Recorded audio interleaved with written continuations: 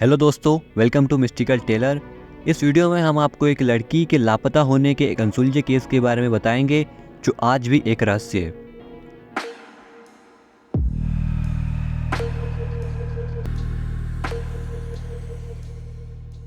एंथोनेट कैरिटो का जन्म क्रिसमस के दिन 1976 में हुआ था।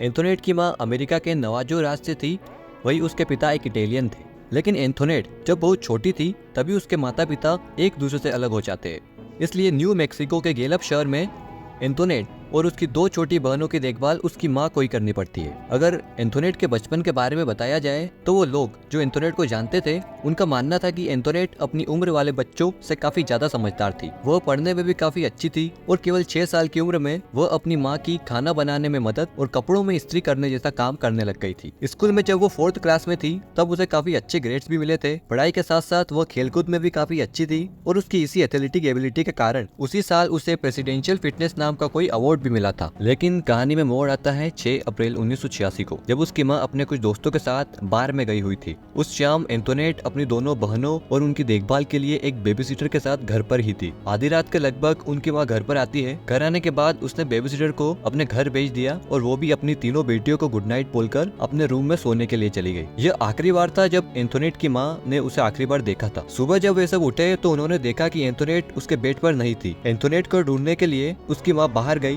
मगर एंथोनेट उसे कहीं नहीं दिखी। इसके बाद वो अपने सारे पड़ोसियों के घर पर गई, उनसे एंथोनेट के बारे में पूछा मगर एंथोनेट के बारे में कुछ पता न चलने के बाद उसने घबराहट में पुलिस को कॉल किया और उन्हें बताया कि उसकी बेटी लापता है। इसके बाद तुरंत ही पुलिस ने उसके पड़ोस और आसपास के एरिया की जांच शुरू कर दी, लेकिन उन्हें एंथोनेट के बारे में कुछ पता नहीं चल पाया। उन्हें जांच में न तो एंथोनेट का कोई कपड़ा मिला और न ही कोई सामान जो कि उनकी जांच में उन्हें काम आए। पुलिस वालों का मानना था कि हो सकता है कि एंथोनेट को किसी ने किडनैप कर लिया हो, लेकिन पुलिस वालों के पास इस केस के पर्याप्त सबूत न होने के कारण इस केस को वही बंद करना पड़ा। एंथोनेट के परिवार को बस इस बात के साथ आगे बढ़ना था कि एंथोनेट कहीं जा चुकी है और अब वो लौट के वापस आने वाली नहीं है। लेकिन इसके ठीक अगले साल बाद चीजें और ज्यादा खराब होने लगती है जब गैलप सिटी पुलिस स्टेशन में एक कॉल आता है। फोन में एक लड़की बात कर रही होती है। फोन पर खुद को वो एंथोनेट बताती है और वो अपने आप को एल्बकस्क में कहीं बताती है। तभी कॉल ऑपरेटर उससे पूछता है कि एग्जैक्टली वो इस समय कहाँ पर है। लेकिन इससे पहले कि लड़की कुछ बोल पाती, पीछे से एक आदमी की आवाज आती है कि तुम्हें फोन इस्तेमाल करने के लिए किसने कहा। बस इतना कहने के बाद वो लड़की चिल्लाती है और फोन कट जाता है। इसके तुरंत बाद पुलिस एंथोनेट की मां पेनी को पुलिस स्टेशन बुलाते हैं और उससे वो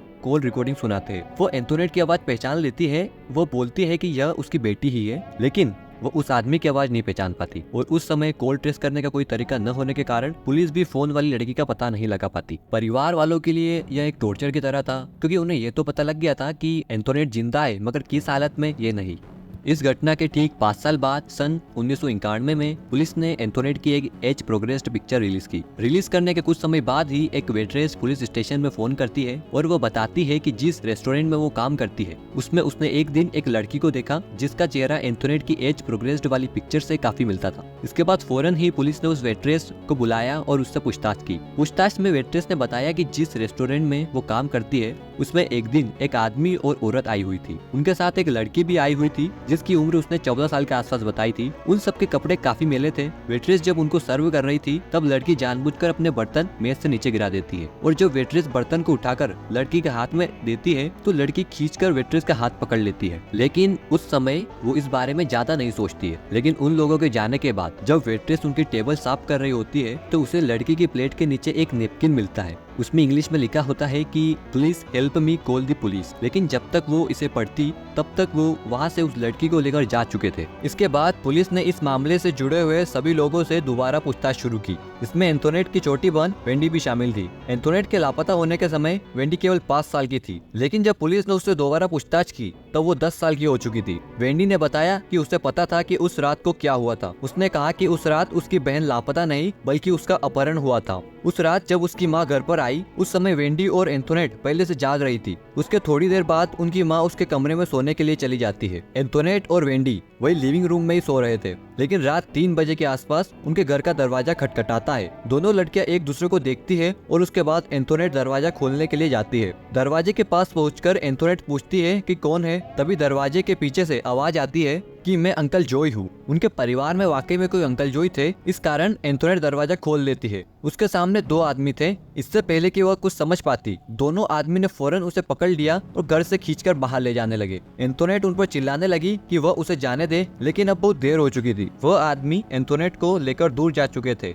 ये साफ नहीं है कि दरवाजा बाहर से उन लोगों ने बंद किया या वेंडी ने अंदर से बंद किया। वेंडी उस समय काफी डर गई थी, इसलिए उसने इस बारे में किसी को न बताने का फैसला किया। इन्वेस्टिगेटर इस घटना को सुनने के बाद अंकल जॉय से पूछताछ करने के लिए गए, लेकिन बहुत जल्दी उन्हें केस से बाहर कर दिया गया। अंकल जॉय ने पुलिस को यही बताया कि हो सकता है किडनैपर्स को परिवार के बारे में पहले से ही कुछ जानकारी हो, मगर इसके अलावा पुलिस के पास केस का कोई और सबूत नहीं था। बस उसके बाद केस भी धीरे धीरे बंद हो गया। एंथोनेट को लापता हुए अब 37 साल हो चुके हैं।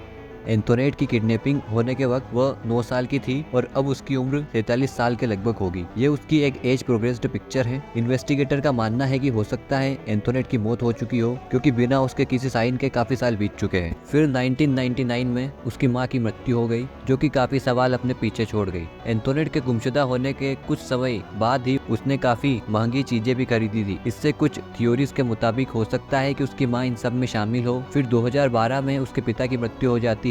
उसकी बहनें अपना सामान्य जीवन अपने परिवार के साथ गुजार रही है। यह मामला जितना परेशान करने वाला है, उतना ही दिल दहला देने वाला भी है।